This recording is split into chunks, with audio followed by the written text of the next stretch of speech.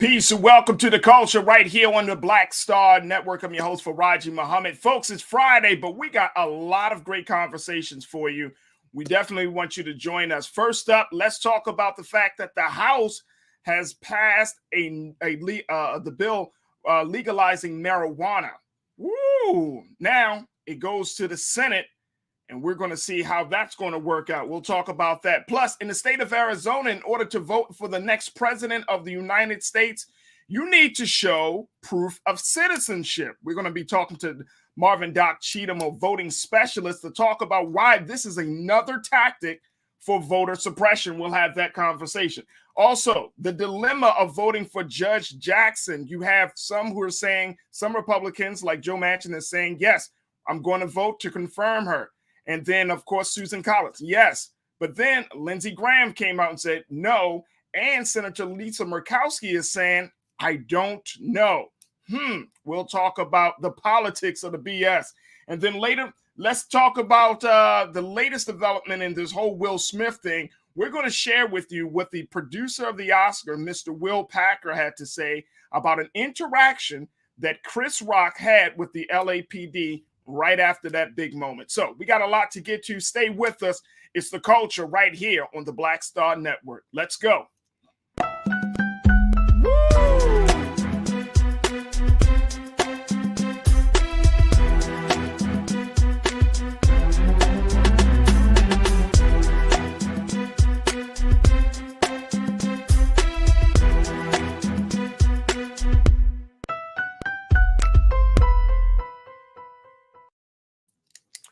Folks, good afternoon. So excited to be chatting with you today. So we have another set of great conversations lined up for you. These conversations, a lot of them are political, but I know that underneath of each political conversation, there are cultural discussions that we need to have. So I'm very, very excited, to say the least, about what we got lined up for you, folks. First and foremost, let's talk about the fact that the House has officially passed a bill legalizing marijuana. Now, in a moment, I'm going to be joined by my culture crew member, Bakari Jones, to give us her insight and analysis. But let me just break this down for you, folks. It's official. Now, this is not the first time that the House has passed a bill to legalize marijuana nationally. It's not the first time, but folks are saying, proponents of the bill are saying, hey, this is the best time to do it. Let me just break it down to you. Let me show you this. The legislation that is dubbed the Marijuana Opportunity Reinvestment and Expungement Act. They call it the MORE Act, folks. Passed in the House last year, but did not move forward in the Senate. And so in addition to decriminalizing marijuana at the federal level, check this out. The bill would establish procedure for expunging previous convictions. Here we go. Take a look at this, folks. Previous convictions from people's records, and impose a tax on the sale of cannabis products. The Marijuana Opportunity Reinvestment and Expungement Act. Take a look. Not only will marijuana be legal if it goes through the Senate, and you know it's a numbers game once you get to the Senate. If all Democrats are on board, then with the vice president serving as the tiebreaker. But as of right now, it's gone through the first process.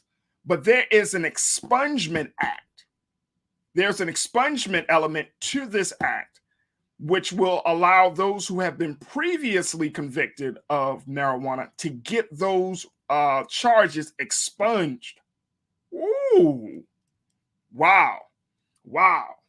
Um, and so this is a game changer here. This is a game changer. Now it's been 10 years, folks, 10 years since Colorado went all in, because that was one of the first states to legalize marijuana. But can you believe it's been 10 years since that landmark legislation passed in the state of Colorado? Wow. I want to bring in my culture crew member, Bakari Jones, who is an activist, strategic planner, and doing some fantastic work in various elements of the community, to get her take on this. Because when I look at this act, I see this possibly, and this is one of the big things that that Black legislators are advocating for. They're saying that, look, a lot of Black men in particular have suffered, have had charges, have had records, have had to serve jail time because of marijuana. And so this act will help to free up some of those young brothers, get them back out in the streets. And then other parts, the other discussion is making sure that they can get their records, their records expunged and get them clean. So let's bring in Bakari Jones for this conversation. Bakari, good to see you again, sis. How you feeling? Brother, I'm feeling good. Happy Friday, man. Thank you for having me. Happy Friday. I want to show another part of this as well. I wanted to break down what this MORE Act is. Keenan, let's throw that second part of the act up. Check this out, folks. The tax would begin at 5%. This is how the MORE Act is going to be broken down if it's passed. The tax would begin at 5% and eventually increase to an 8%. Funding through the tax would go toward a fund to provide job training, mentoring, substance use treatment, legal aid, reentry services, and youth recreation programs. A lot of things that tax would bring in all of this money for that. It would also provide loans to help small businesses in the cannabis industry that are owned and controlled by socially and economically disadvantaged individuals. And this is the summary of what the bill said. Owned and controlled by socially and economically disadvantaged individuals. Bakari, this act could, like I said, it could be a game changer, especially within Black and brown communities. Do you see it to being that way? Oh, absolutely. Absolutely. I think the potential for it to change Black and brown communities is tremendous. And, in preparation for today, I saw a tweet that Senator Jill Carter from our great state of Maryland said, if you stick a knife in my back 9 inches and pull it out 6 inches, there's no progress. If you pull it all the way out, that's not progress. Progress is healing the wound that the blow made, which that quote is from Malcolm X. And she goes on to say, simply legalizing marijuana without investing in communities will impede equity. So I think that, my take on that is that, again, the legalization is one of the critical steps. And then we have several more that, again, is, I think it's been a constant sort of topic with us on Fridays. It goes into things being holistic and creating more of the wraparound provisions around this act that are actually needed to not only support the communities, that have experienced this or that have the potential to benefit from some of these taxes and some of the provisions, especially in terms of the loans, but to also start to repair some of the damage that has been done from the criminalization. So right. And when we're talking about, and one of our loyal watchers, Janelle, checked in on our YouTube page and said, hey, the expungement portion is the real game changer. Maybe the tax revenue will appeal to the masses. The GOP will be bellyache since the big industry investors don't look like us. The expungement portion would be the big game changer.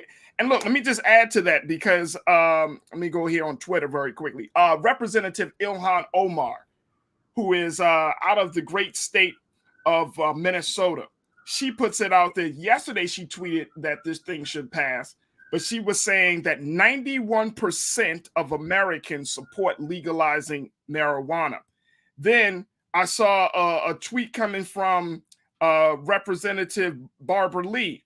She said, quote, a country where Black and Latinos serve harsh sentences while others make millions in profit from cannabis is unjust. Today, she said, I'm voting to end the criminalization of marijuana and begin investing in affected communities with the MORE Act. She said that.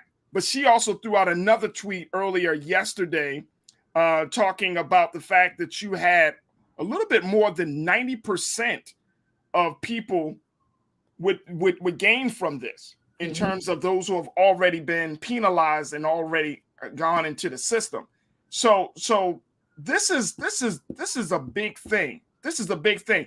What do you see as being the likelihood that it goes through the Senate at this point, Bakari? I think it will make it to the Senate. I'm just curious. Sorry about the ambulance in the background. I think it'll No, make you in the it. streets, Bakari. You in the No. streets. It's all good. It's the Shout out coast. to Greenmount. Shout out to Greenmount. I think that it'll pass. I think it's just a matter of where, honestly, like where we are and how comfortable folks are with being this progressive. I didn't realize that this the movement around cannabis, as you said, I can't believe it's been 10 years either from when it was legalized in Colorado, but it was named. We're in the process now that I have learned is called the green rush. So I think that this is an opportunity for some of these senators to really be in a position to say that they were leaders, they were progressive when it came down to the green rush. I think that to the person who commented, I agree that the expungement is the most critical aspect of this as well. So I'm hoping that folks will just be on the progressive, the right side of these decisions. Yeah, I'm hoping so too. And I know here in the state of Maryland, there has been some discussion about moving forward on a marijuana bill, but they had delayed the vote here in the state of Maryland. And we tried to reach out to a couple of Maryland lawmakers and couldn't get them on today. But I know that it might start a domino effect. Now, that's the other part about this right here, Bakari, because yes, it could be national, but states' rights, right? That's something that's one of the, I would say it's a progressive yet interesting dynamic of how our government works, where the federal government can say, okay, something is okay, but then states still have the right to say, no, it's not okay. And I think that is for a lot of constituents, that's just confusing as hell. They're like, well, if the federal government said it's good, then why isn't the state government, riding along with it? And so, now it will compel, state lawmakers across the country to have some very, very different conversations. And when you look at the dollars and cents of these things, and we're going to certainly talk more about this particular bill as it moves forward. But when you look at the dollars and cents, we know that Black and brown community members get locked up more, going back to what Representative Lee said. But then you have white dispensary owners that are making millions, right? Yep. And so now that level of equity has to be, that gap has to be bridged. And I'm wondering, here's my big question, Bakari. If this thing goes through, how will they relax some of the red tape around Black entrepreneurs, Black cannabis leaders from cracking open and starting own dispensaries? Because that's the other part of it. I mean, there's a lot of money that could potentially be made. That's one of the big questions. There's a whole lot of money to be made. And then, I think, again, when you compare, right, the green rush to the gold rush, there's, in the business space, we refer to the small sort of claim that you get when you are the leader of the pack as the, first mover advantage. And so we're talking about 10 years into the game, there are so many people who are already in this space. It's great that some of those tax dollars will be converted to loans, which would then, be provided to small businesses. But a loan is relative. You also have to have the collateral to, to back up the loan. So right. I see it as and it's something that, ultimately I feel like it sounds good on paper, right? And Sure. But how that's going to translate into the actual pockets of some of the small business owners, and whether or not that's actually going to have the famed sort of trickle down effect, I'm not as and I won't say enthusiastic, but I'm not as optimistic about that potential. When I think about things on a really grassroots level, it's kind of like you have to already have something to be able to leverage what it sounds like those opportunities sort of coming down the pipeline. And so, and then there's another part of this conversation, right? There's a huge part because it's not just about arrest. Mm-hmm. It's not just about expungement, which I'm glad that this bill will encompass. And then, of course, we know it's about the green movement bringing in that green dollars.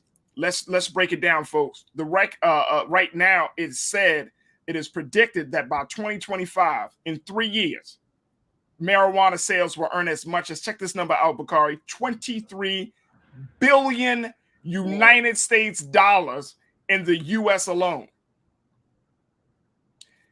That's green money. That's green money left on the table of Congress. Right? 23 billion in the next 3 years. Mm-hmm. Now, if Republicans don't listen to nothing else, they thinking about that 23 billion. Mm-hmm. They see that. They know that's money on the table.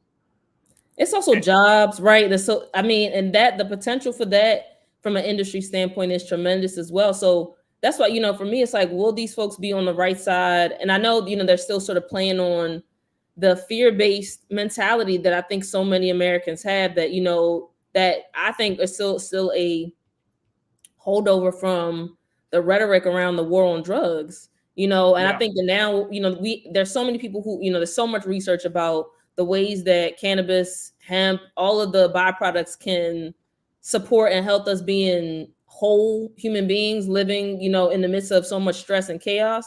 So the potential, the positives that could come out of this compared to the negatives that have already come about from so many arrests and criminalization, I think are tremendous. So I really feel like it boils down to how so much of this is framed in the media, right? And whether or not, like I said, whether or not folks are going to feel comfortable enough being in a position of leadership to make some of those decisions.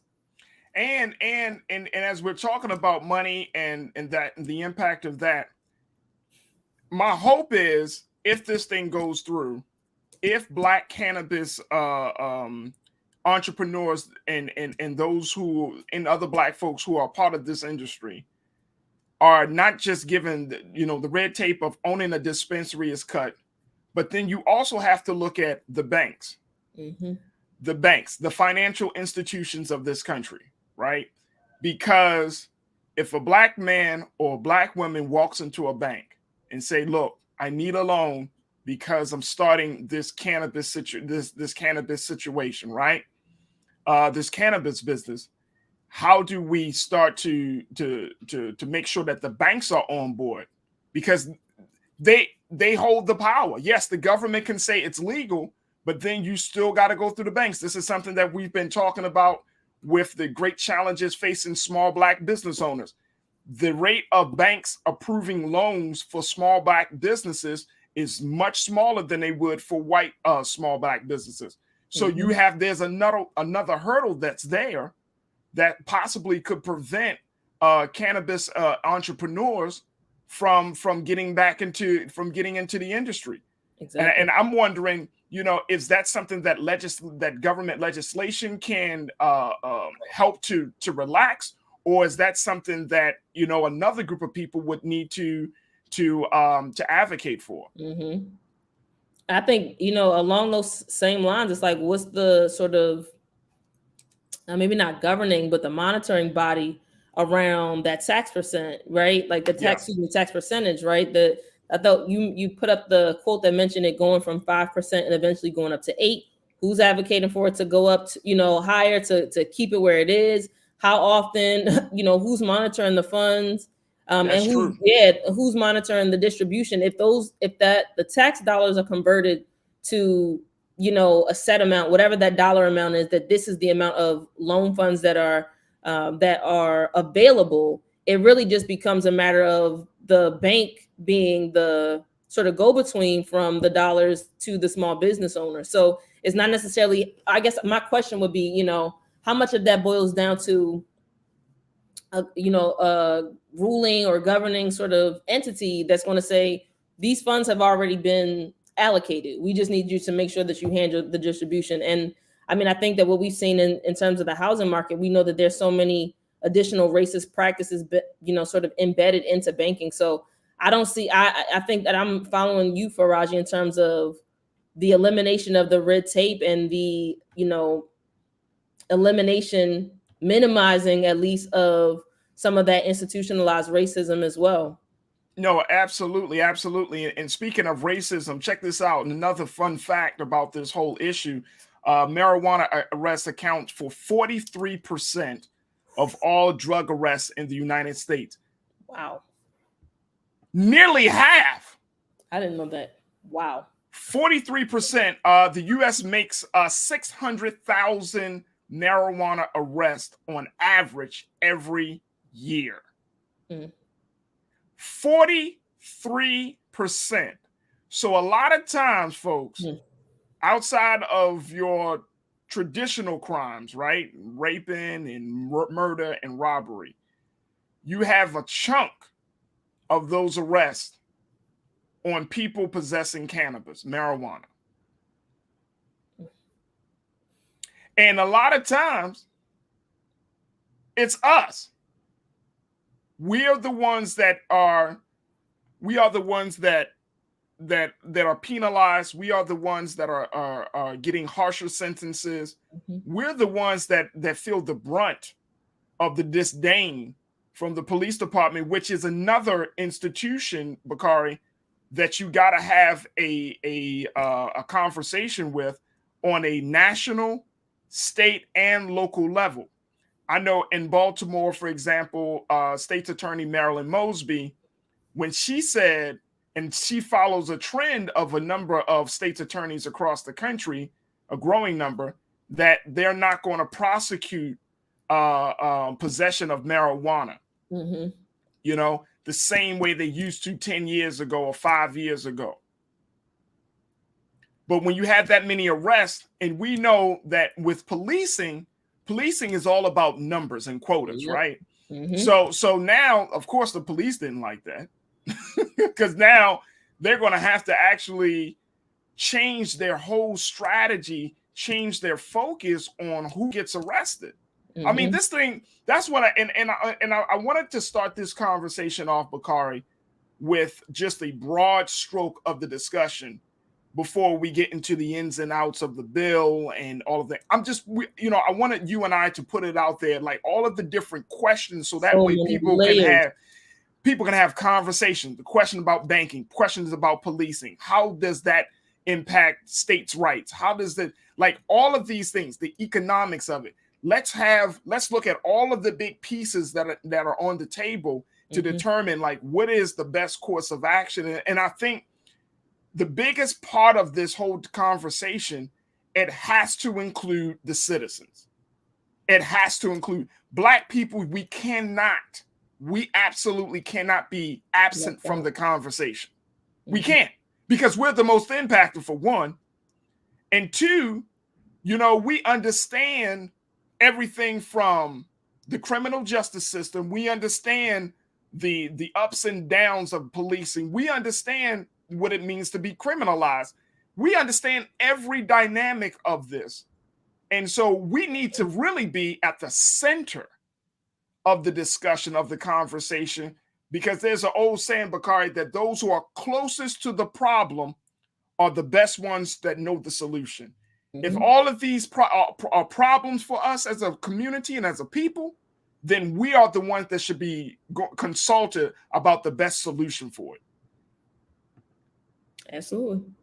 So it's interesting. The other fact about this, as we wrap up this conversation, is the U.S. spends $3.6 billion on marijuana arrests every year. That is startling. I think more so than, the number of arrests is staggering, 600,000. Yeah. But to see that 3.6 billion with a B, where do you redirect those dollars? Where do you redirect those dollars, right? So for the folks that are proponents of defunding the police, where can $3.6 billion be reinvested into our communities? And then the other thing I just want to chime in, I recently learned about the difference between a small business and a micro business. And Baltimore has almost three times the national average of micro businesses. I'm not sure how that number fares out as it relates to small businesses, but one of the major distinctions in that is that a micro business is 10 employees or less. A small business can be up to 1,500.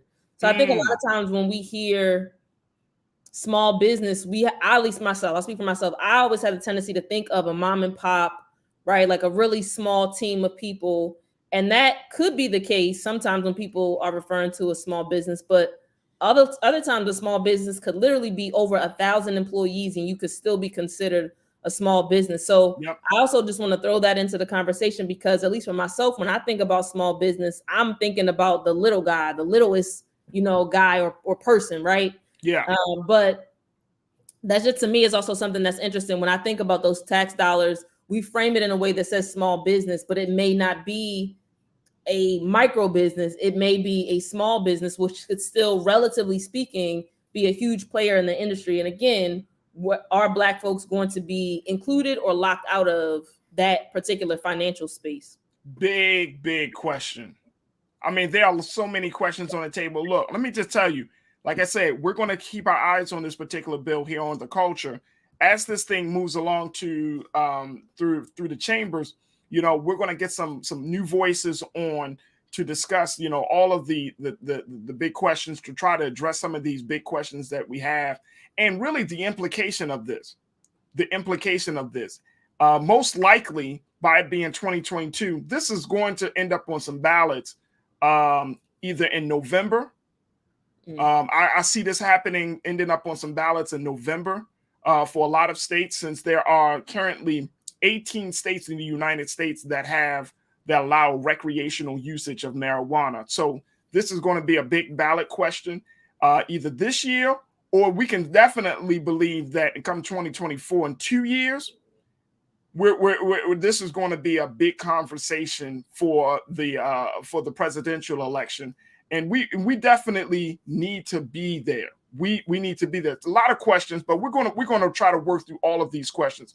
Bakari, we got to take a quick pause. When we come back, we're going to switch gears. Speaking of votes, Arizona, the great state of Arizona, the governor there, Mr. Ducey, is giving the Arizona voters a doozy.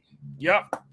Requiring proof of citizenship in order to vote. We're going to be checking in with Marvin Doc Cheatham, who has served as the former president of the Baltimore chapter of the NAACP, and he's a voting specialist, to give us his analysis and insight about this latest tactic to suppress the vote in Arizona. So stay with us. A lot coming at you in the second 30 of the culture right here on the Black Star Network.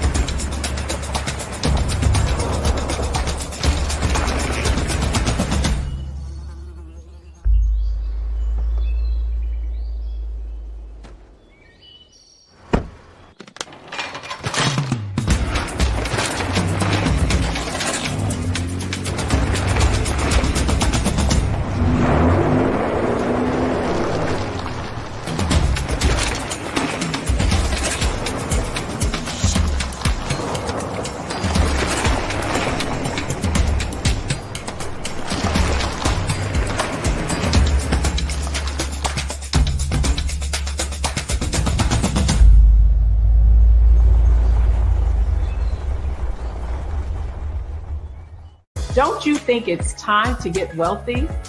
I'm Deborah Owens, America's Wealth Coach, and my new show on the Black Star Network focuses on the things your financial advisor or bank isn't telling you. So watch Get Wealthy on the Black Star Network.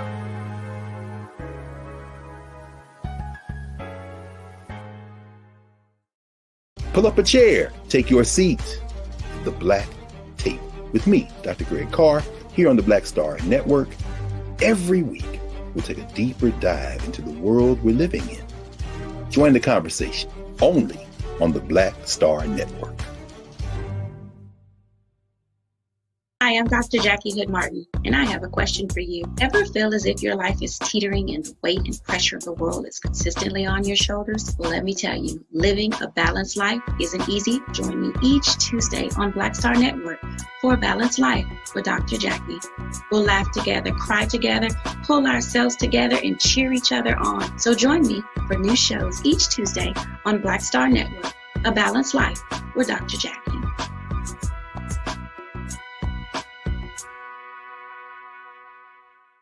Folks, Black Star Network is here.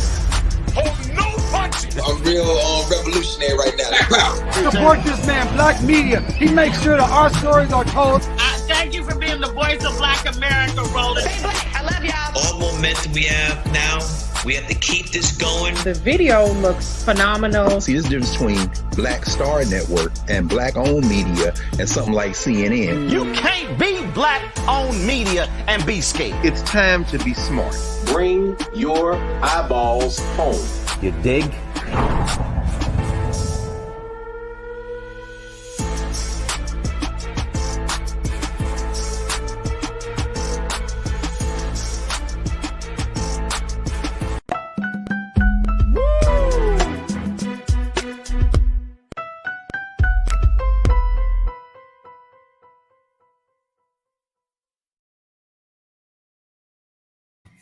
Folks, we're talking now. We're going to switch gears and talk about the voting situation in the state of Arizona, where Governor Ducey has has signed a bill that requires proof of citizenship in order to vote for the next president of the United States in the state. Let me just share with you this measure that was passed by the governor. It was passed into law earlier this week on Wednesday, and it requires newly registered voters to provide a proof of address, which could have a disproportionate impact on students, older voters who no longer drive, low-income voters, and Native Americans. Take a look here, folks. Take a look at it. Proof of citizenship. This could affect a disproportionate impact on students, older voters who no longer drive, low-income voters, and Native Americans. You're talking about 4 groups of people who could possibly be turned away from the polls as a result of not meeting this requirement. Here to talk to us a little bit about this latest move by the governor and the GOP legislators down in Arizona, it's Marvin Doc Cheatham, who is a voting specialist, and he served as the former president for the Baltimore chapter of the NAACP. Doc, good to see you, dear brother. How are you, sir? I'm good. Good to be seen, and as they say in the hood, not viewed. I hear that. I hear that. Doc, you've been dealing with voting for a long time in terms of understanding the dynamics, understanding the laws and everything. But have you ever seen something like this where you need to show proof of citizenship in order to vote for the president of the United States? Well, let me say first at the outset, thank you very much for having me again. I'm really honored. Let me also preface it by saying I am not a Supreme Court of the United States expert, but I have served as the first Black president of the Maryland Association of Election Officials, and I have been rated in federal court and in state court as an expert witness in the field of elections. Come on. Let me say at the outset that what was done by the Republican governor of the state of Arizona, and even some of the attorneys that I've been in communication with in the last couple of days, they will say what was done by the governor and their legislature will not pass Supreme Court muster. It is in total violation of even what this conservative court has sent out so far as guidelines. This is not only I guess a residency issue. It's a constitutional issue. Is you're questioning African Americans, Black, Brown, and I don't know whether the proper term is Hispanic or Latino, but it's basically it's really as I guess as fragrant as it could be. It is I guess gerrymandering and every kind of negative thing you can think of in voting. That's what this bill actually does. It's not going to stay in the courts. We need to have the courts, whether it's the NAACP, the National Action Network, the American Civil Liberties Union. It needs to be brought back in court immediately because many of the learned attorneys in the field of elections will tell you it's not going to cut the mustard.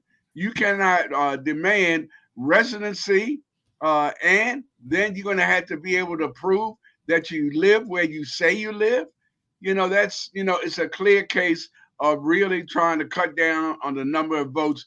But folks, you need to know this. Arizona has a racist history no less than 100 years. No less than 100 years. And so, Doc, when we look at something like this, I'm looking at those the demographics that were laid out in this piece in terms of who's going to be the most impacted. Older folks, students, low income, and Native Americans. I'm hearing all Black folk. I'm here. You know what I'm saying? I'm here. Except for the Native American. We got Native Americans. I'm part Native American, so we Black. You know what I mean? But I'm hearing darker people of the state of Arizona are going to be pushed away, especially our seniors. And you have been a huge advocate statewide and nationally around the issues that of senior rights and the rights of making sure that our elders have a say in everything. So when we hear that, and then someone pointed out, well, we can't even forget, my man Chris said, we have a lot of homeless people in Arizona too. Don't forget about them. So when you're talking about that, you're talking about basically what? Clearing the rolls, the voting rolls of all of those people to get They said at the outset, what I got coming from Arizona, at a minimum, 200,000 people will be immediately affected by not having the documentation that's required of this new law. That's even before you look into who is affecting. Automatically, 200,000 people are affected. And I don't know whether you know, I do a new radio show here dealing strictly with seniors, and we are the largest voting block of any block. And believe it or not, this is going to affect them as well because it requires residency proof. And we're saying we don't know what civil rights group is going to come to the forefront. But let me say this because this may be a little controversial for you. But if this President Biden does not do what needs to be done, this is going to be a continuance until there's a new president. And that is, yes, we commend him that he finally lived up to one of the 10 promises that he promised to give us. He's failed out of 9 out of 10. But one of the things that we have to say, coming from the Black community, you have to, Mr. President and Ms. President, have to increase the numbers on the Supreme Court by at least 2 people. Otherwise, the what has been done by the Supreme Court in the last couple of years is turning back the hands of time, not to require pre-clearance on any issue dealing with voting rights. It's basically saying you're now going to get away with all the discrimination and all the racism you've been doing for the last 100 years. We're going to put you back to square one, and we're going to start all over again. And I'm saying, Mr. Biden, and you Black Democrats, and yes, I am a Democrat, but I'm embarrassed that we are not talking about increasing the number of Supreme Court folks. We've had a major turn back of the pre-clearance issue dealing with voting rights, and that's going to go in the negative if we don't stop it now. And I'm saying, yes, Mr. President, you did good in finally taking 2 years almost to finally nominate a Black, but we need you to nominate 2 more people to kind of balance the Supreme Court. Marvin, Doc, I don't know if I don't want to be a bearer of bad news, but I don't foresee out of, okay, he's one for 10. I don't see those other pieces coming together just yet. With about 2 years left, a little bit less than 2 years left in his term. The other part about this too, Doc, is that fact that GOP lawmakers are also looking at doing some type of similar move in the states of Mississippi, Idaho, and other states that have proposed new identification requirements. This is going to be, and this is a great concern that I have, that going into this November election cycle, and then, of course, going into the presidential cycle in 24, that we may start to see a wave of states that have GOP-controlled states that may put this type of requirement on the people and pretty much disenfranchising great numbers of potential voters. How should the constituents, how should the citizens respond to such an assault on the exercise and the right to vote? Well, I would say first and foremost, it's imperative that all the civil rights groups and the folks fighting for freedom, justice, and equality drop your buckets exactly where you are. No matter what city, no matter what state, no matter what county you're in, you have to look at what's happening in your particular area. And you know, because you're a Democrat, because you're an African American, you cannot necessarily look the other way. Here in the state of Maryland, I guess the Democratic Party got caught with their hands in the pickle jar 2 election terms in a row.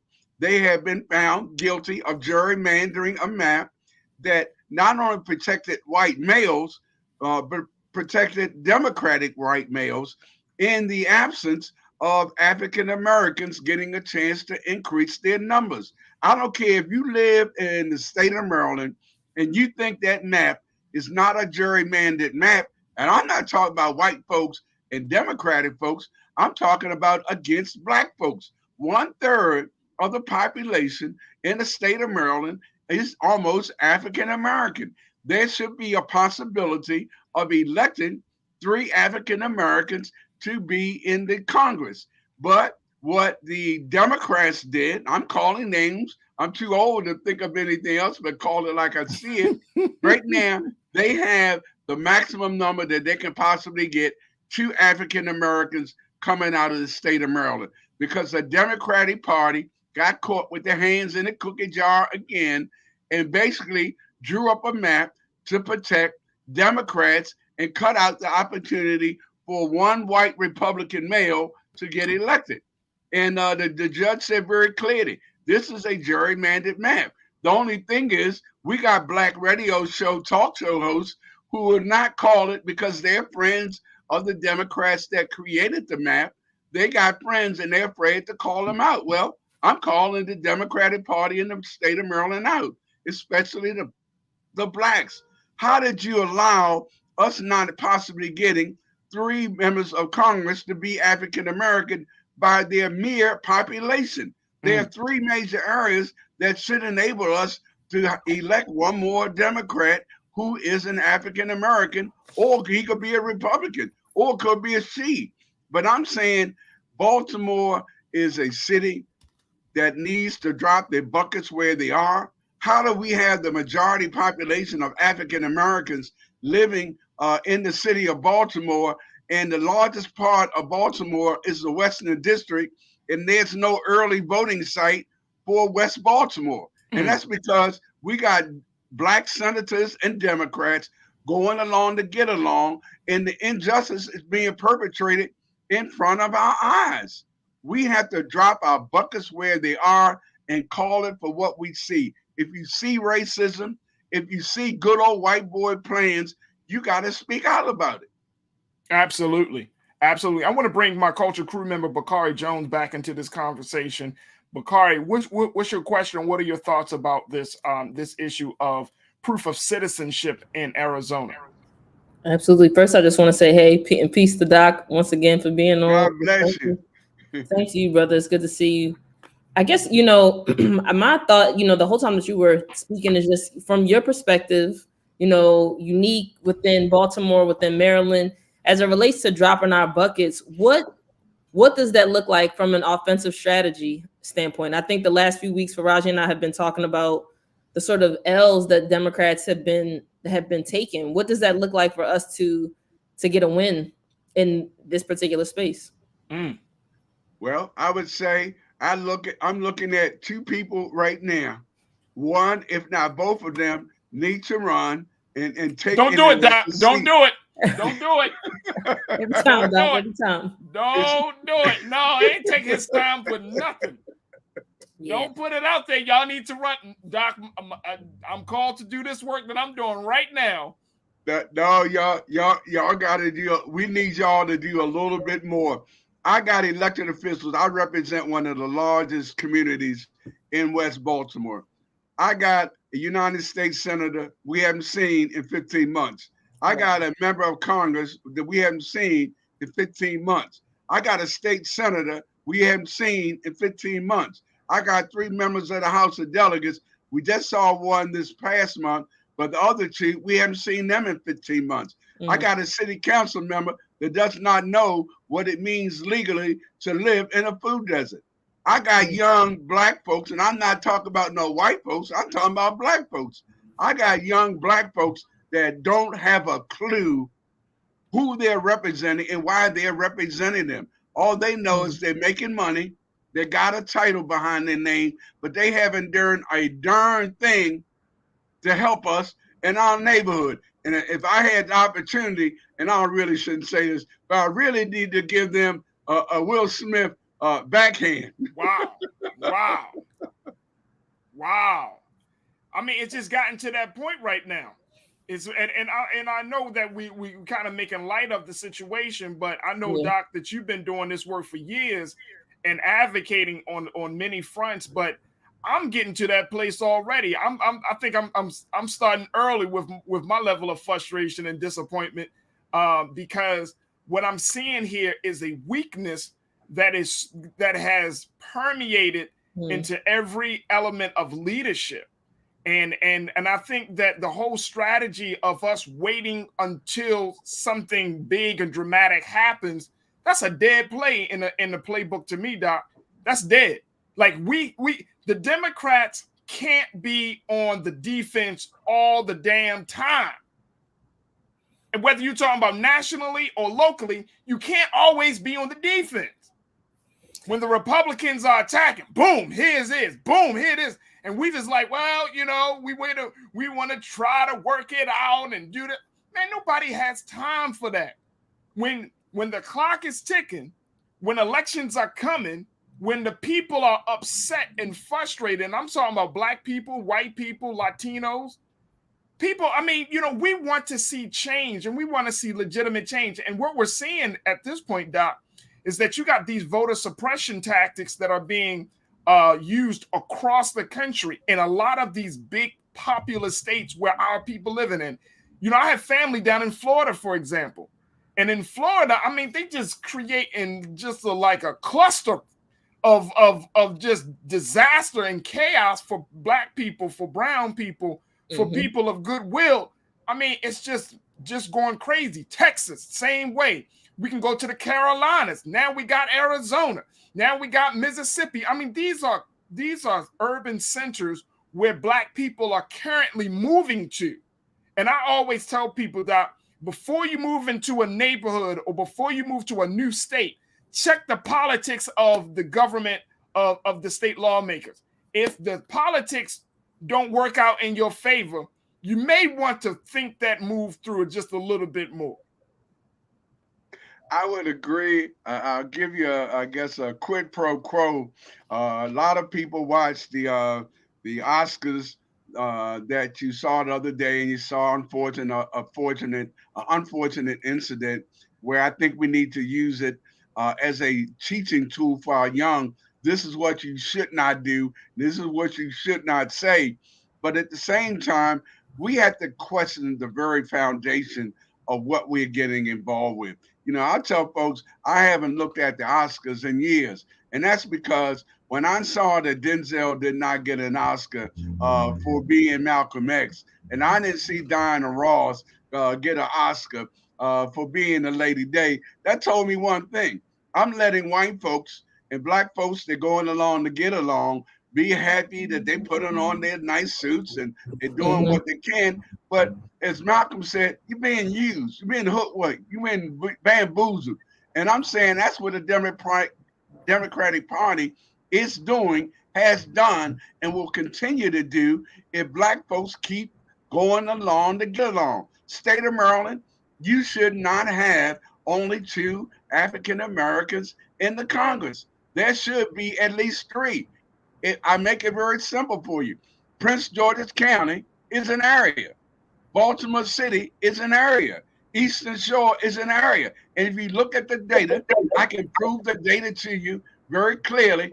They have the numbers to substantiate 3 members of Congress. But the good old boys that are white and a Democrat protected themselves, got caught with their pants down, gerrymandering the map, and now they're back in court again. And now we're trying to figure out, is the election for the state of Maryland going to be moved back again? Because if the Black Caucus of Maryland really wanted to be men and women of color, they would challenge the map on the basis of race. Forget the good old boy Democrat Republicans.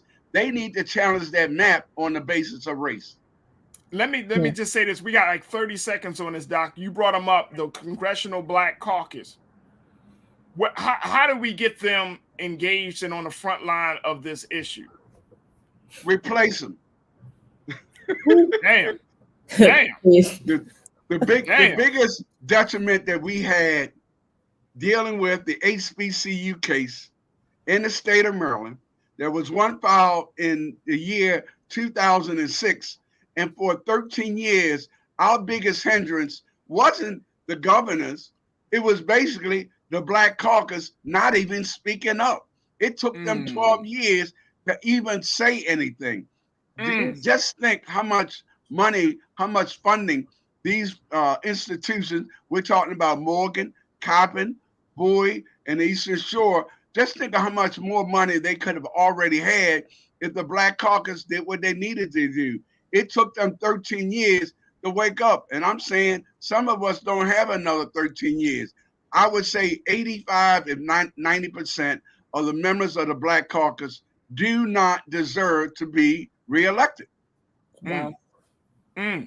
Doc, we're gonna have to stop it right there. But I mean, I'm just saying, just for the interest of time. But it makes I'm seeing our people chatting about this, and it's speaking to a sentiment that a lot of people, and I think a lot of Black folks in this country are feeling. We don't want to, and I know many people, they've gotten upset with me, Doc and Bakari, because I'm like, look, the vote, yes, it is a privilege. It is, it could be a tool of power. But our ancestors, let me be very clear, our ancestors did not say to vote in every single election to your own detriment or against your own interest. Our ancestors wanted and had fought and died for us to vote using the best of intelligence, but to vote for our interests. If an election or if candidates on either side of the aisle don't speak to our interests, why should we keep voting for them? I'm talking to an election specialist. He's the man that, seriously, that does not make sense to me. They don't speak to our interests. They have a track record that don't speak to our interests, but we still chastise people because they don't vote. When people are using their critical thinking skills to say, but are they really representing what I stand for? Do they believe the way I believe? And I think a revolution has to happen. It might start at the ballot box. We know that they have started there before. But I'm saying a modern revolution, there has to be a change, because we can't keep, and as you said it, Doc, we can't keep go along to get along thinking that something is going to change by doing the same thing. Because as I've said before, I think that's the definition of insanity. I think that's the definition of we want change, but we're doing the same damn thing over and over again. All right, Doc Cheatham, thank you so much. You know I got to bring you back, brother. I'm going to have to bring you back. So I appreciate your time today. Marvin Doc Cheatham, former president of the Baltimore chapter of the NAACP, and he is a voting rights expert. Folks, we got to take a quick pause. When we come back, let's switch gears. Not moving away from voting, because this seems to be a common thread in today's show. But there is a dilemma of voting when it comes to Judge Ketanji Jackson. I'm going to talk about that dilemma, and you make your judgment for yourself on how things will go. We'll have that conversation with Bakari and our other culture crew member, Shaquaya McKenzie. So stay with us. A lot to get to in the second hour of The Culture right here on the Black Star Network.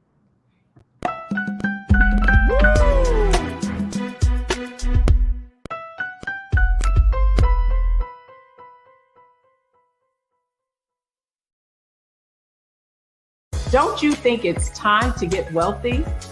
I'm Deborah Owens, America's Wealth Coach, and my new show on the Black Star Network focuses on the things your financial advisor or bank isn't telling you. So watch Get Wealthy on the Black Star Network.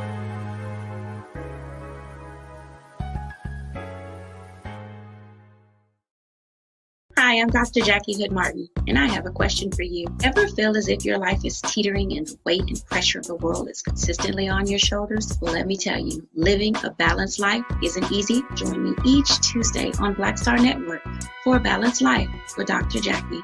We'll laugh together, cry together, pull ourselves together, and cheer each other on. So join me for new shows each Tuesday on Black Star Network, A Balanced Life with Dr. Jackie.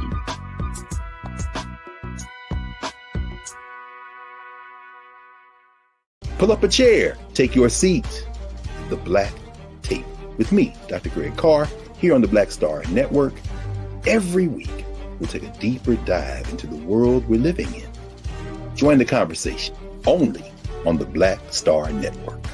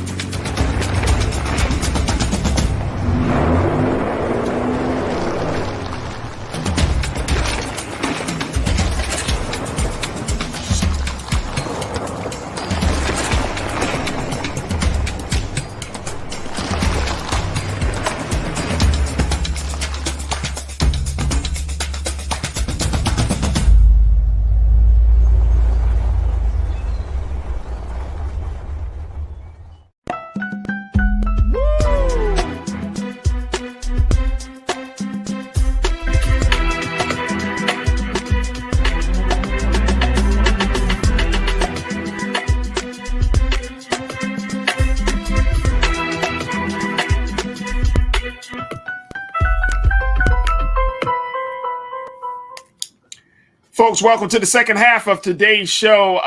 This segment, we're going to continue to talk about voting, but in a different respect.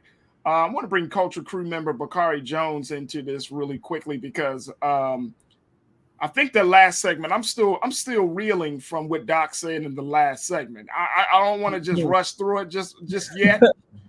But it seems like every time you on Bakari on Fridays, something said. But I'm looking at the responses that we got in our chat, and so many people are just saying this. It may be that time, and I know that this could be a shock. This could be very shocking for some people to hear. And folks, this Doc Cheatham is a man who has been doing voting election work for years. I've known him personally for years, and he understands the dynamics of election integrity. But we're at a place right now, and I think, Bakari, we're really at this place in this country where we're seeing all of these things being done to stop Black folks, stop brown folks, to stop marginalized communities from going to the ballot box. Mm-hmm.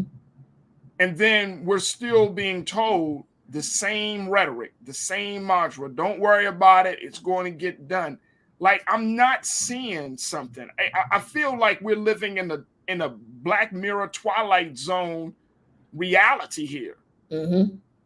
Like these Republicans are legitimately suppressing the vote, stopping the vote. And it's like the Democrats, we just slow. And then, you know, the black politician, man, the black politician.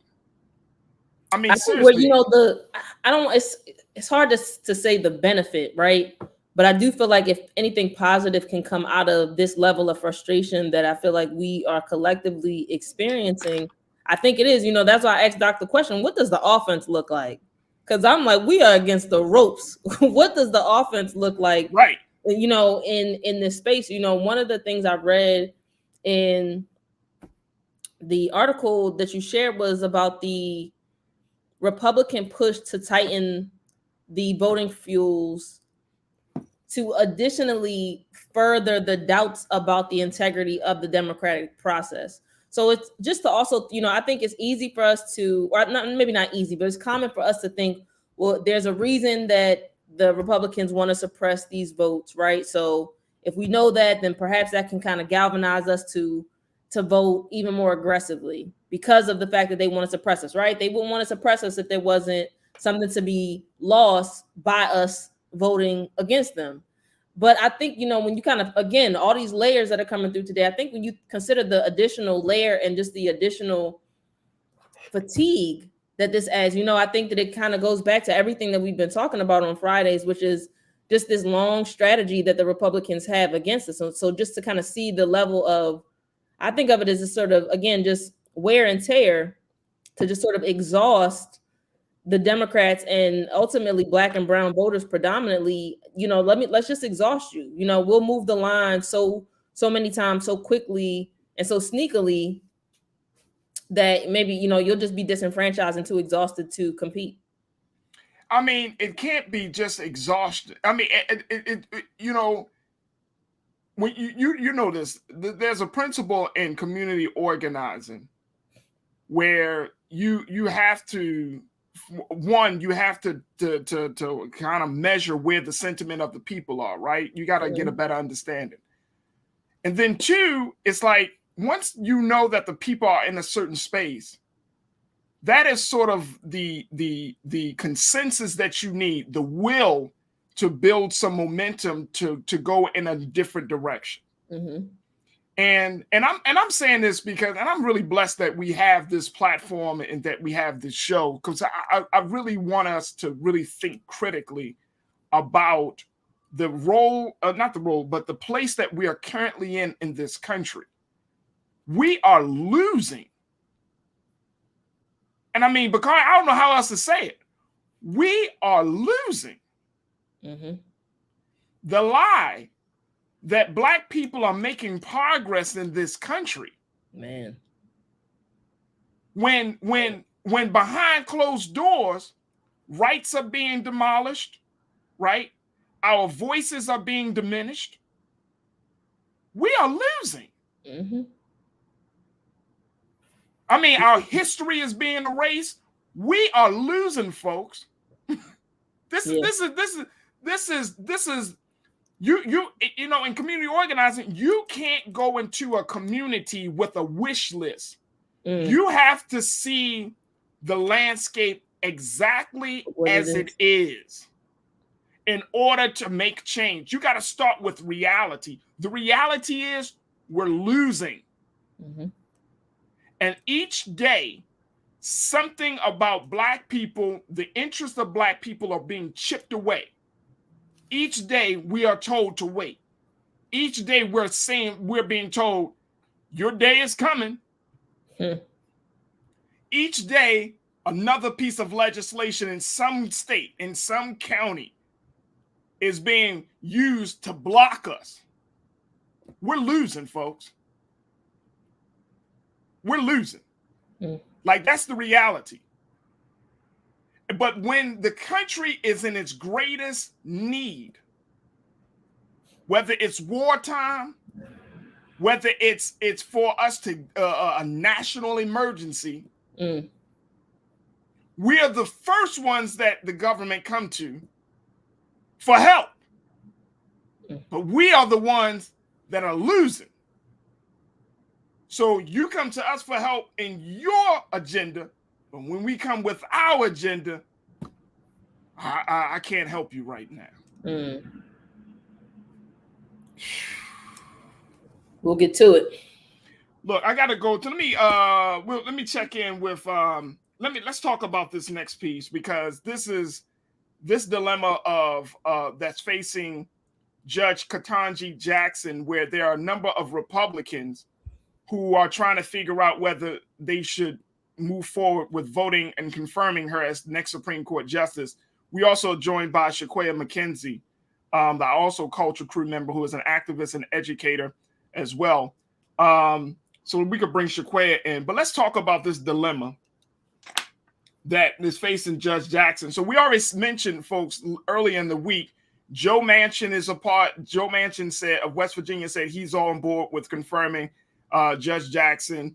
And then you also have Susan Collins, Senator Susan Collins, saying that she's on board. Now, yesterday, Senator Lindsey Graham, I'm not surprised or shocked about this, Mr. Flip-Flopper himself. He's saying that, no, she doesn't fit the qualification. Let me just share with you what Lindsey Graham said. Now, I'm glad I don't live in Lindsey Graham's state, man. I'm telling you, my foot be so far up his ass. Look, here's what he said. He said, here's where we are at in 2022. This is Lindsey Graham, folks. The only person qualified to go to the Supreme Court as an African-American woman is a liberal. You can be equally qualified as a conservative, but you need not apply because your ideology disqualifies you.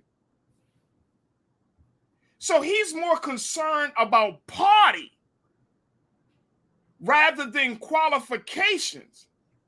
Your party loyalty is going to kill this country. I mean, you talk about, Bakari, when we talk about democracy, you know what's underlying. It ain't the war on drugs. It ain't terrorism. It's this loyalty to parties that is killing this country. This joker says, I shouldn't use that terminology because he is a public servant, but I'm just so upset. The only person qualified to go to the Supreme Court as an African-American woman is a liberal. This is what he said. He's saying, like, that's a problem. You couldn't equally be qualified as a conservative, but you need not apply because your ideology disqualifies you. As if, here's the crazy part. Your ideology, we all have an ideology. She's a black woman. She's going to have an ideology, but you're like, your ideology isn't good enough to be on the Supreme Court for me. Therefore, you don't get my vote. Not to say that her decisions in over 550 cases have been strong. She has a 2% reversal rate on her cases. But he don't like that she's a black woman who is a part of the Democratic Party. Did you see that foolishness of questioning? You remember that, Bakari, talking about, did you see Judge Kavanaugh's? Did you see his hearing? And then, I mean, come on, man. It's a joke. It's a joke. And this is why people look, the Pew Research has a number of studies about this. There's a reason why people have such a low view of government in nowadays. It's below 40%. People do not trust government. And I don't know what polls some of these lawmakers are looking at, what stats, what data they're looking at, but people do not trust. You have a majority of people in this country who do not trust government versus those who do. And if you got 60 to nearly 70% of the people in the country who don't trust government, you can look it up, folks. I'm not making these numbers up. You got 60 to 70% that don't trust government. Then how the hell do you stand with your job?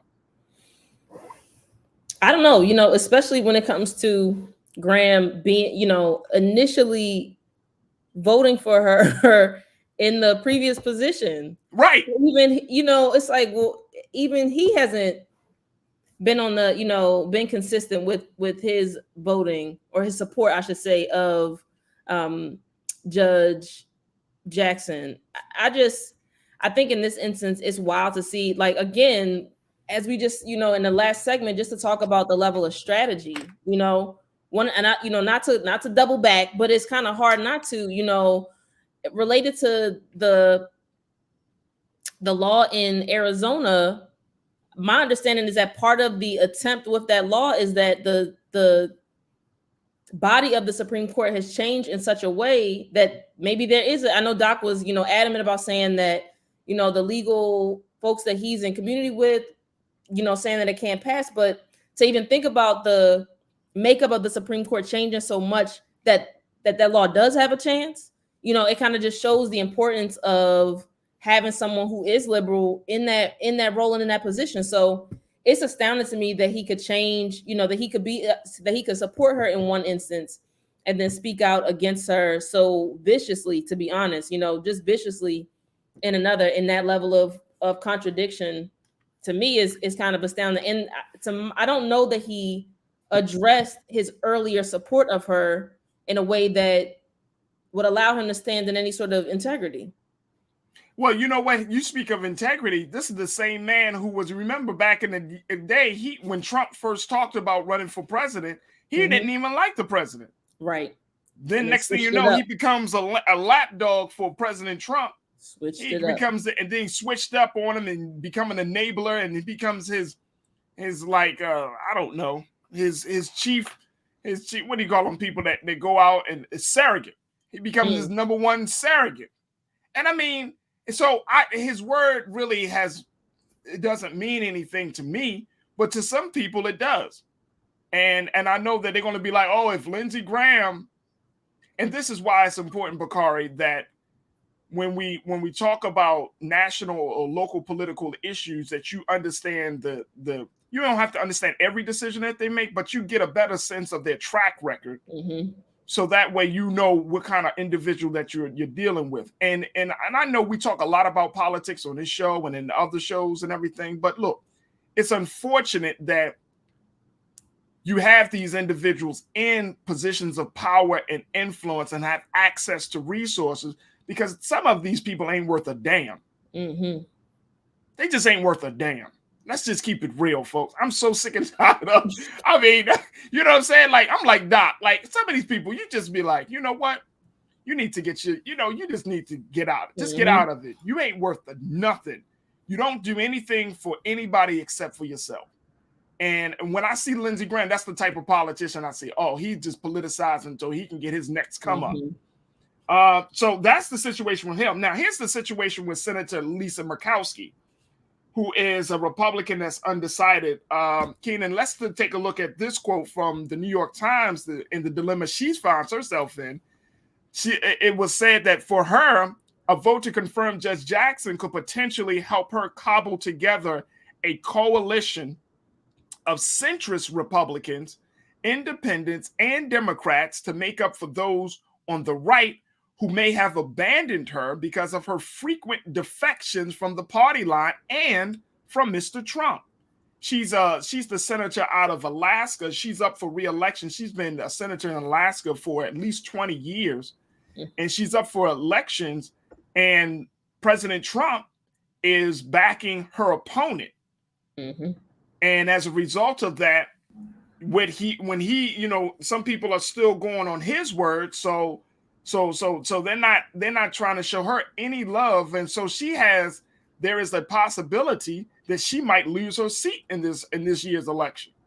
And so as a result of that, she's on the undecided. She doesn't know.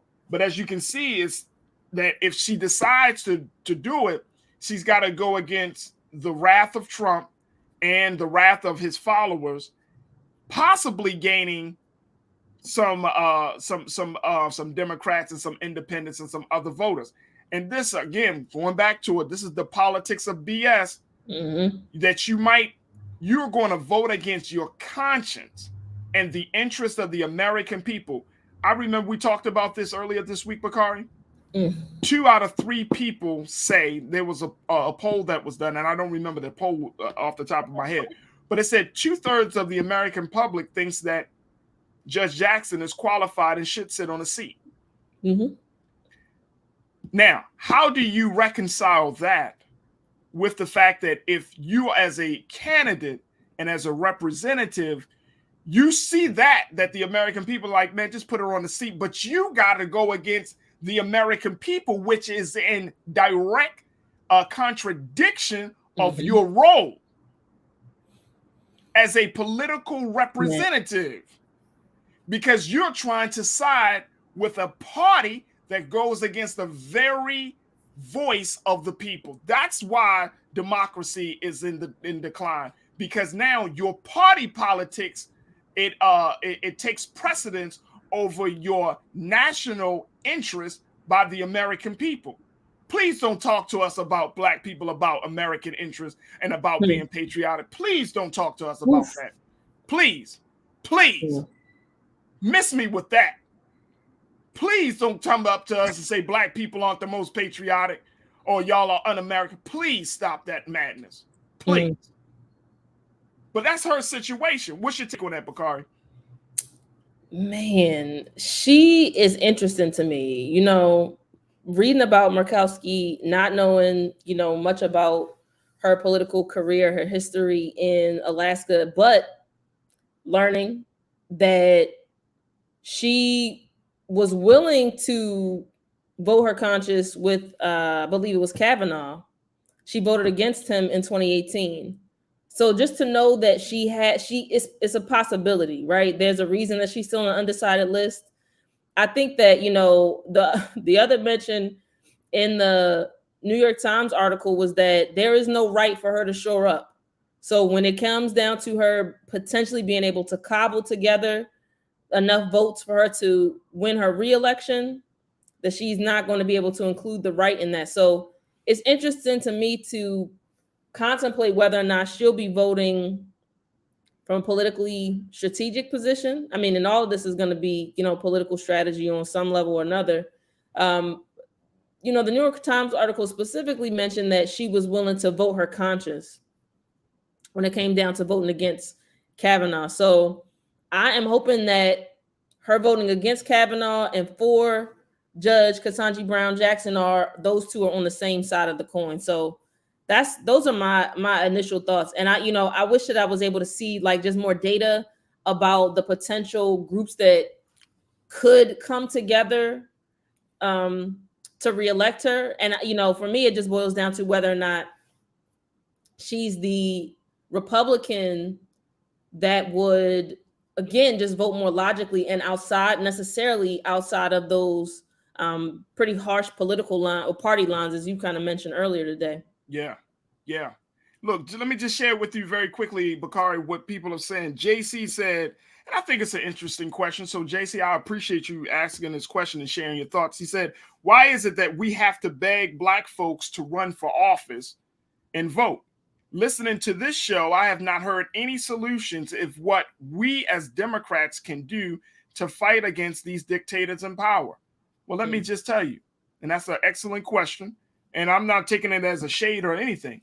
Let me say, and if you want me to tell you what to do, here's what I think. We need to organize. We need to stop putting hope into the Democrats in the Republican basket. Did y'all hear me when I said that? We need to organize. If you want to continue to put fire under the ass of any Democratic representative, then do it. Because guess what? Politicians don't work on just goodwill. A lot of them don't. They know the difference between right and wrong. They know the difference between what's moral and immoral. But they need to be fired up And the fire needs to come from us as the constituents, as the citizens, right? And if there's a particular issue that we want to see moving forward, we can't expect them to be the advocates of that issue. If it's voting rights, then we need to be out there organized, pushing and advocating for voting rights every step of the way. Every step of the way. If we get out of thinking about Democrats and Republicans as the title and start looking at this as people that we have elected to do a certain job, if they don't do their job, it's just like in our respective spaces. If somebody don't do their job, what do you tell them to do? Either you give them some written warnings, right? If you're a supervisor, you know all right, first I'm gonna give you a verbal, then I'm gonna give you a written, and then next thing you know, your ass is out of here, right? That's how we do it. You give them like a 3 strikes you're out type of situation. We got to do the same thing. And the issue I think that we have, JC, is the fact that we don't know our own power. And we still want to believe in the old narrative that if we send somebody to Washington, then we don't have to think about these things. This is 2022. When we send somebody to Washington, we got to walk right behind their ass to make sure they get to their office, they go to the chambers. I mean, you know what I'm saying? Like, figuratively speaking, we got to constantly be on top of that. And that, Bakari, I think is the big reason why people don't want to get involved with politics, because there's a responsibility that's attached to being a citizen. And we don't want to burden that responsibility. Our minds are on, in just this week alone, this show included, we've talked about Will Smith. But we don't think about the other parts of things that are happening in the world. The fact that we may be engaging in war. The fact that we have the anti-lynching bill that needs to have more substance and not just be symbolism. I mean, there are a number of things that are happening that we can get involved in. So we can't get distracted. There is a responsibility in being being a citizen of a sovereign nation. You don't let up on those representatives. If they're representing your interests or my interests or our interests, then we got to make sure that we are there every step of the way. And if it's not you personally, that's why we organize. Everybody takes a little bit of the process of the journey. All right, I'm going to be here for the first 6 months. You be here for the second 6 months. You be here for next year. I mean, that's type of thing. There has to be a strategy. What do you do? How would you answer JC's question or sentiment, Bakari? I mean, that's deeply understood. You know, I mentioned it today, and I feel like I always want to take into consideration level of collective grief that Black people are experiencing all over the country, but specifically in the U.S. And I think that along those lines, and just sort of understanding and holding space for that level of grief, I think we have to just sort of come to grips with, as you mentioned earlier, right? Just what's actually going on, right? What's the lay of the land? Where are we from an organizing standpoint? But I think it also comes down to prioritization. You know, you mentioned strategy, which I think is going to be clutch. But I think it also comes down to prioritization. You know, we talked about last week the potential to impeach Clarence Thomas and the actual time impediments associated with that, right? So I think some of it becomes like, what are our short-term priorities? What are our, long-term priorities? And then what are the things that we can accomplish in between that? So I think that part of that strategy, means deeply understanding our priorities. Yes, we understand this is important, but from a strategic standpoint, this is the first priority that we are tackling. And I think the other part, and I have a great friend of mine that reminds me that, some of American politics is intentionally challenging to sort of wrap your head around the rules and the regulations, the functions. So I think that, I'm a huge proponent of media being used to distill some of these concepts and ideas down so that we could, across multiple platforms, from a social media standpoint, be able to say, look, this is the TikTok version of the short-term priorities. This is the IG version of the, our short-term priorities across the board, again, using this platform to be able to distill down these small bites. And I think some of that, and I go back to like the sort of exhaustion and fatigue, because it's difficult, I think, Farajii, to your point, to hold all of those pieces. But if you think of it, I'm running the ball, just this little lane. That's my ministry. It's just right here in this box. That's what I got to do. Right. I think it becomes a lot easier when you start to break it down into those smaller chunks. So that's my feedback. Yeah, I would agree with that. I would agree with that. Folks, we got to take a quick pause. When we come back, Bakari, we got to talk about Will Smith again. But here's why. Because the producer of the Oscars had something to say and add to the larger conversation.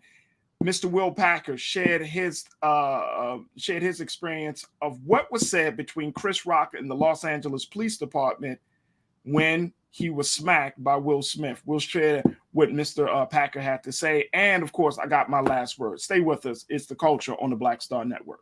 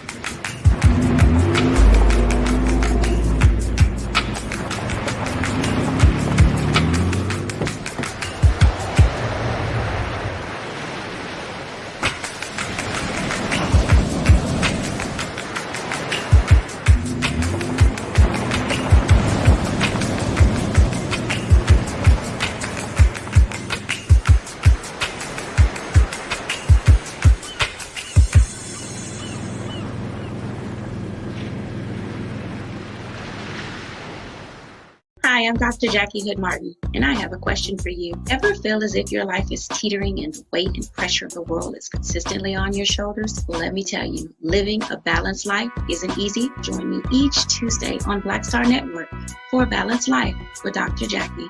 We'll laugh together, cry together, pull ourselves together, and cheer each other on. So join me for new shows each Tuesday on Black Star Network, A Balanced Life with Dr. Jackie.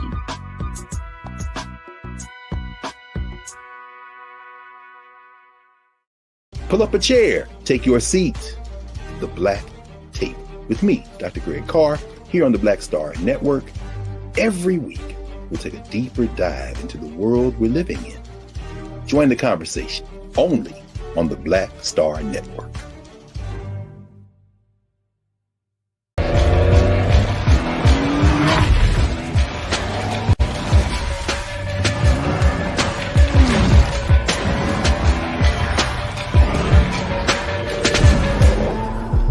Folks, Black Star Network is here.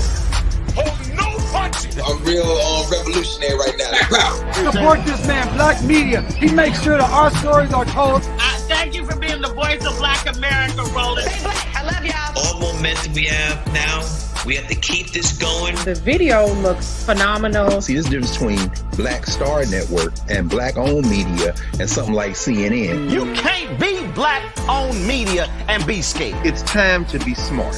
Bring your eyeballs home. You dig?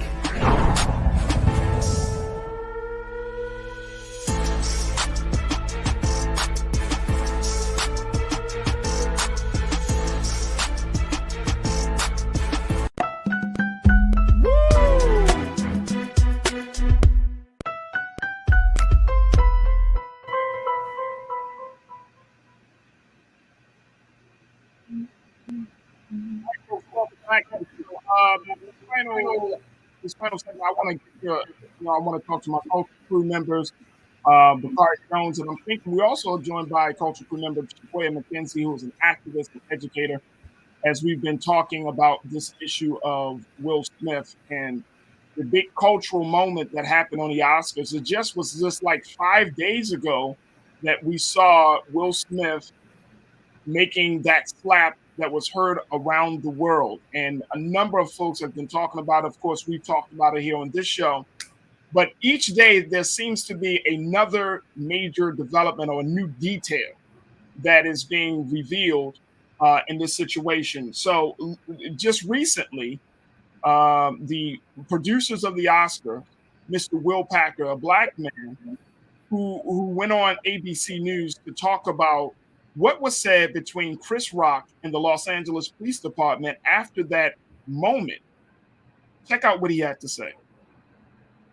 You know, I probably have a different perspective on that, TJ, because I was in the room and I know a lot of those people, and so it wasn't like this was somebody they didn't know. It doesn't make anything that he did right, and it doesn't excuse that behavior at all. But I think that the people in that room who stood up for somebody who they knew, right? Who was a peer, who was a friend, who was a brother, who has a 3 decades plus long career of being the opposite of what we saw in that moment. I think these people saw the person that they know and were hoping that somehow, some way, this was an aberration. He's going to stand on stage and maybe Chris Rock comes from the back and says, we got you all, you know. I don't think that these were people that were applauding anything at all about that moment. And all these people saw their friend at his absolute worst moment and were hoping that they could encourage him and lift him up and that he would somehow try to make it better. Smith apologized to the Academy and his fellow nominees during his acceptance speech, but not to Chris Rock, something Packer says was a missed opportunity after striking Rock. Do you wish Will Smith had left after that? Do you wish he did not remain a part of your ceremony? I think what many of us were hoping was that he would go on that stage and make it better. It couldn't be made right in that moment because of what had happened. But I think we were hoping that he would make it better, that he would stand on that stage and say what just happened minutes ago was absolutely and completely wrong. Chris Rock, I'm so sorry. Please forgive me. That's what I was hoping for. I felt like he was gonna win, and I was hoping that if he stayed, he said that. Art imitates life. I look like the crazy father, just like they said. I look like crazy father, just like they said about Richard Williams. But love will make you do crazy things. If he wasn't going to give that speech, which made it truly better, then yes, because now you don't have the optics of somebody who committed this act, didn't nail it in terms of a conciliatory acceptance speech in that moment, who then continued to be in the room. But just an hour before Will Smith's Oscar win, the 94th Academy Awards was... So that was a little bit of what the Oscars producer, Mr. Will Packer, had to say about that situation. Now, further on in that conversation, Mr. Packer said that Chris Rock and the Los Angeles Police Department had a conversation. And it was Chris Rock who insisted that charges will not be filed against Will Smith, nor also he insisted that Will Smith should not be removed from the theater. The Los Angeles Police Department had shared with Chris that they had a couple of options on how to deal with, as Will Packer described it, and they used the terminology battery, how to deal with the battery of this case. But Chris was dismissive. And essentially, he told them, look, I'm fine. I'm good. I want him to stay. So bringing me back to you, Bakari, because there have been so many people around this issue. I don't know if this new interview with the producer of the Oscar, Will Packer, if that changes anything. Does that change the tone of the conversation? If it adds to anything, does it make? I will say that and this is from Will Packer, if Chris Rock was there and he insisted, and that's the language that Will Packer used, that Will Smith is not removed, and he insisted that he was not going to file charges, then big shout out to Chris Rock, man. Big shout out for just being a brother enough to be like, hey, look, this man don't need all of that. He doesn't need to be, hauled out of here by the LAPD. He don't need to be, we don't need to make a bad situation any worse. We don't need to make a bad situation any worse. Big shout out to Chris Rock for that. So I thought that was a big moment. I think people needed to hear that. I think people need to know the dynamics of this situation. And I know this has been like an all week type of conversation, but that part to me resonated the most, that Chris Rock did not want to take away even the moment for Will to win that Oscar, for him to not be there. Even after that was, that's and I know that's a humbling situation, man. Again, I can't big shout out to Chris Rock for thinking about the black man side of the conversation. What were you going to say, Bakari? I am inclined to agree, Farajii. I feel like, the ripple effect of what that would have looked like from I'm astounded that this has been a week-long media sort of spectacle, but how much larger that would have become with the imagery of the Will Smith, right? Like this kind of icon, as Will Packer mentioned, 3 decades plus in the game, as essentially kind of characterizes this gentleman, what that would have looked like for him in the media, and the collective impact of that, and again, just how that would have framed Chris Rock against Will Smith. So I agree. Shout out to him. I also think that, it's a plus also for Chris Rock for, in this instance, he now kind of gets the shine or the credit for remaining composed when he could have, sort of taken a retaliatory stance. Yeah. But I feel like I have to say, as a Black woman, for me, I think to kind of get to this point in the week and to not have a lot of this conversation go back to centering Black women, to me, that's like on a Friday recap. That for me is still honestly the most astounding part of this story. And I want to just also quickly mention, the clip of Will Smith saying that he was, being characterized as the crazy father, and to just know that, Richard Williams was not, I don't think that violence is something that, I think we're all capable of it, obviously, yes, but character-wise, it doesn't seem like that was something that was how he would have conducted himself. So for me, I am glad that Chris Rock is in that space where he was able to just kind of put a stop to it. Of course, I wish he had stopped before he made that joke out of bad taste, especially, someone of his caliber. That would have been my hope going into it. But I think that for him to kind of just say, look, I'm gonna contain it, and to just, I don't know whether or not that was on Chris Rock's mind, but we kind of know now that the potential that the Academy has to, press whatever charges or whatever penalties, against Will Smith moving forward, for Chris Rock to say, hey, at least I'm not going to contribute to that portion, that anything that happens at this point is essentially kind of the consequences Will Smith's going to reap of his own actions. Yeah, and the other part of it is, Chris had a show in Boston this week, and he got a standing ovation. He said they said he got 2 standing ovations from the crowd, and he was just like making a joke about like, wow, y'all really like to see me. And he was like, I'm not going to talk about the Oscars. He said he's still processing all that has happened, but that he did not want to go into it, and he'll share his thoughts about it later on.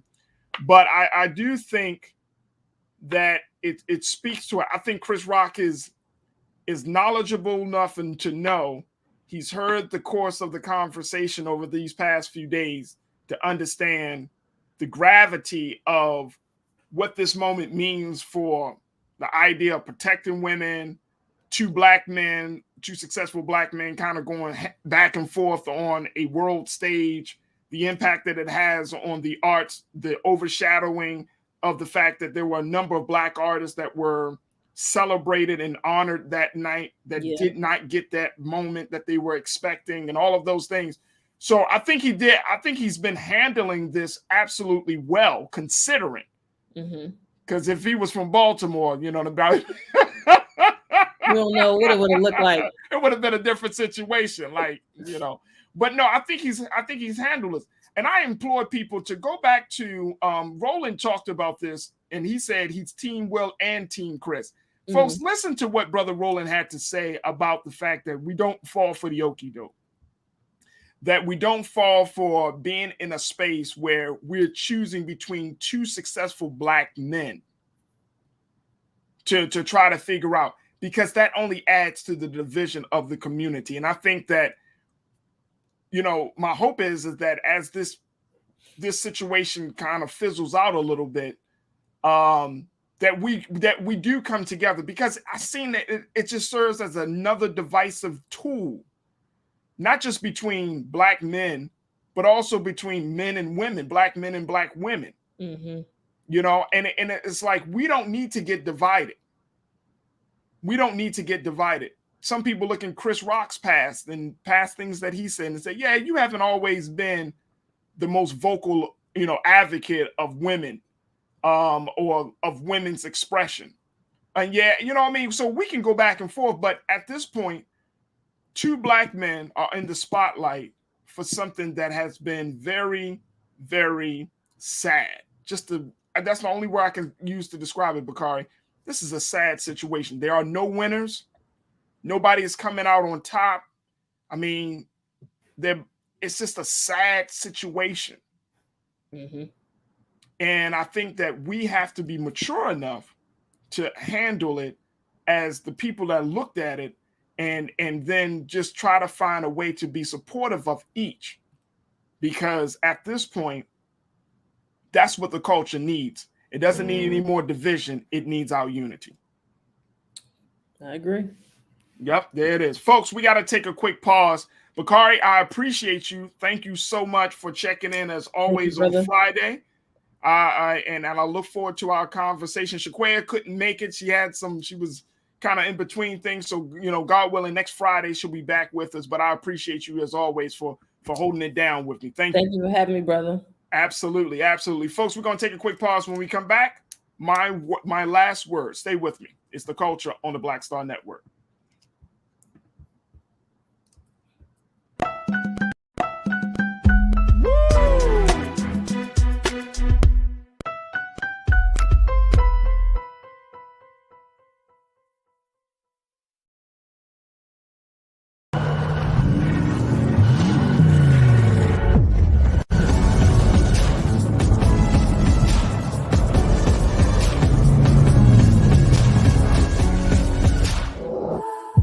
Don't you think it's time to get wealthy?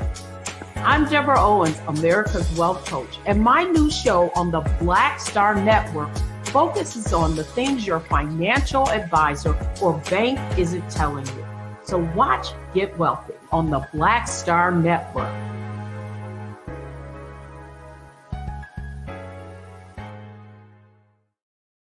Hi, I'm Dr. Jackie Hood Martin, and I have a question for you. Ever feel as if your life is teetering and the weight and pressure of the world is consistently on your shoulders? Well, let me tell you, living a balanced life isn't easy. Join me each Tuesday on Black Star Network for a Balanced Life with Dr. Jackie. We'll laugh together, cry together, pull ourselves together, and cheer each other on. So join me for new shows each Tuesday on Black Star Network, A Balanced Life with Dr. Jackie.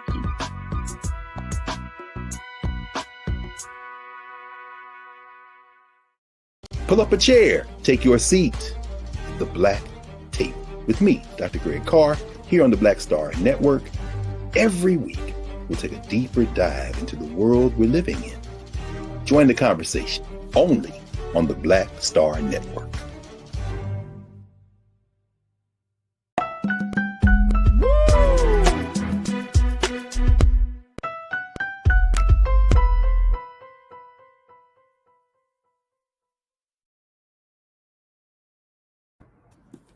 Folks, welcome back. I want to, as we've been having a fantastic week, I want to just give you my last word this week, as always we do on Friday. And my last word is something that I was reading, and it comes from the minister. He talks about the question of handling opposition. He said, how do you handle opposition is the mark of your maturity. How you handle opposition is the mark of your maturity. And one of the things that comes to my mind when I read those words is that the fact that we're in this place that we're always being opposed. We are seeing this right now in a political space. We are seeing this right now as a global leader. We are seeing this right now within our own communities, that we're always being opposed by someone or something that is keeping us from the goal that we're trying to make. The question becomes, how do you handle that? How do you deal with that? And I think that it's important that we look at that part of marking our maturity. If we want to make any type of progress, then we're going to have to grow up. We're going to have to, what they say, put on your big boy clothes, big girl clothes, and grow up. Because at this point, we are being opposed on so many different sides, from so many different sides, on so many different levels. And the opposition that is coming against us is forcing us to acknowledge who we are. We can't just wait into the sidelines anymore. First, let's deal with the internal self. Like, we can't be in a space where we're internally not able to deal with opposition. It is through opposition that we find out who we really are. That's how character is built. That's how we understand where we are. When you losing is sometimes a better experience than winning, because you know what you need to work on. You know where you need to improve on. Same thing on the outside of ourselves. When we are dealt with so many different opposing forces, then we have to know, where do we stand? And we've taken some lumps. As a community of people, we've taken some real lumps. And guess what? Sometimes we just allow ourselves to just kind of go into the corner and don't want to be seen, don't want to be heard, don't want our presence to be felt. But is that the most mature way of dealing with the opposition that is coming to us? When I think about the Will Smith situation, I'm thinking about, what were some of the imposing forces in that situation? What would make a man of his stature, of his character, to just go off the way he did? He has to deal with those opposing forces within himself. We got to deal with the opposing forces within ourselves, because why? These opposing forces are so heavy and they carry such a great burden on us that it puts pressure on our thinking. It causes us to feel afraid. It restricts our will to want to move forward. It restricts our desire to want to be better. And so we are being called in this particular moment. And I know many folks are probably thinking like, man, Farajii, you always seem to be on this line or this train of thought where you're going hard on the Democrats, you're going hard on the Republicans, you're talking about the system. Because why? The system has made us feel like we were children. It has made us to lose the natural independence that's required for people to say enough is enough. The system has made us feel like we don't have what it takes to be great. The system has made us feel like we have to put all of our eggs in another person's basket. And I'm telling you today, that is not the case. You want to know how great you are, then you need to have opposition. You want to know how tough you are, you need to have opposition. You want to know how big your vision is, then you need to have opposition. But you can't attain none of those goals unless your mind is ready to accept it, unless you are truly mature. You have grown in the mind, the heart, and in the space to take on those things that you want.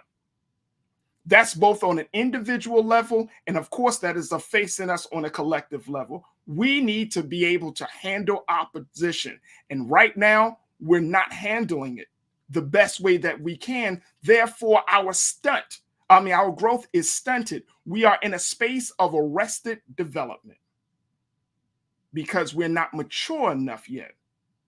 I've seen some of you on the chat that have said that it's time for us to wake up.